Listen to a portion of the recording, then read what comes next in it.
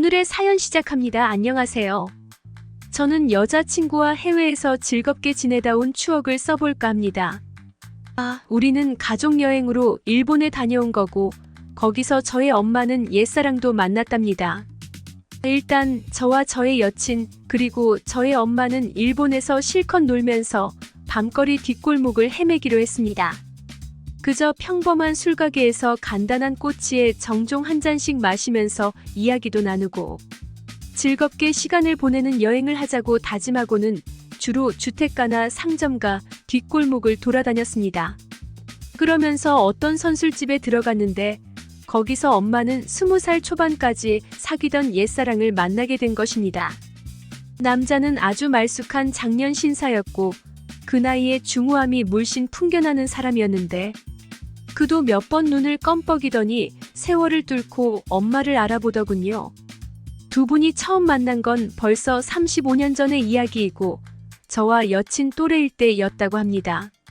저의 엄마는 젊었을 때 미인이셔서 남자들한테 인기가 많았다는 말을 이모들한테 항상 들어왔는데 정말 실제로 그랬구나 하는 생각이 들어서 저는 조금 우쭐했습니다. 엄마는 그 신사분과 산책을 하고는 숙소로 바로 돌아가시겠다고 해서 저와 여친은 그렇게 하시라 하고는 우리끼리 데이트를 했습니다. 한참 지나서 저와 여친은 술집 밖으로 나가서 골목길을 좀 걸었죠. 여친은 낯선 데에 오니 서로를 향한 마음이 새롭다며 무척 기분이 설레는 모양이더군요. 그리고 우리는 주택가 안으로 걸어가는데 저 멀리서 엄마와 그 신사분이 어떤 케이크점에서 차와 케이크를 드시는 모습이 보였습니다.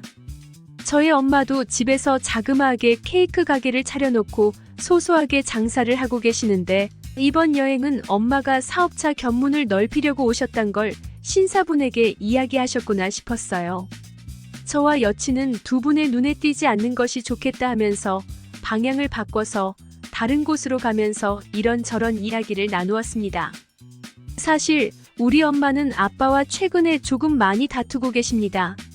원래 아빠가 과묵하기도 하고 집안일은 전적으로 엄마한테 일임하고 신경은 온통 사업에만 쏟고 계시거든요. 그래서 엄마는 조금 서운했던지 사소한 일로 아빠와 약간의 신경전이 있었고 그 김에 저희를 데리고 일본에 사나흘 여행을 왔던 것입니다. 물론 아빠가 집안일을 일일이 다 간섭할 수도 없는 일이고 주부인 엄마가 책임감 가지고 일하는 것이 이치에 맞는다고 생각합니다.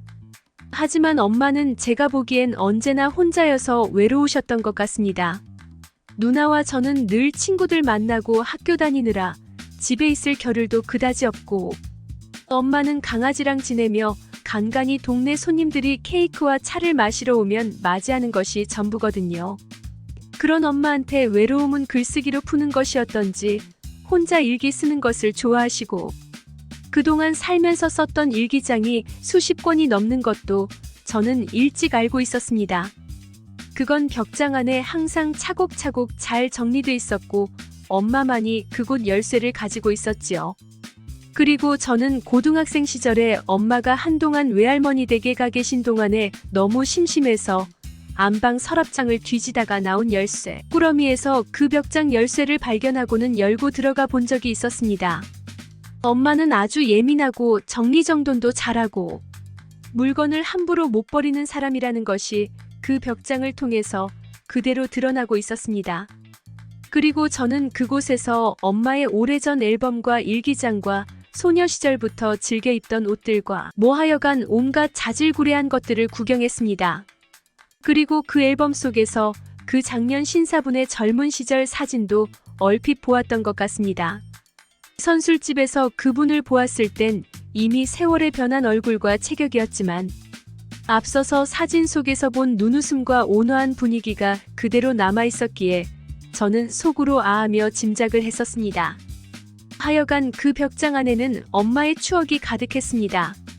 엄마의 친정 오빠인 여러 명의 삼촌들과 그 신사분과 우리 아빠까지 다들 동네 친구였고 더구나 지금 우리가 살고 있는 집을 배경으로 그 모든 사람들이 한 사진 안에 그대로 나와 있는 경우도 많았습니다.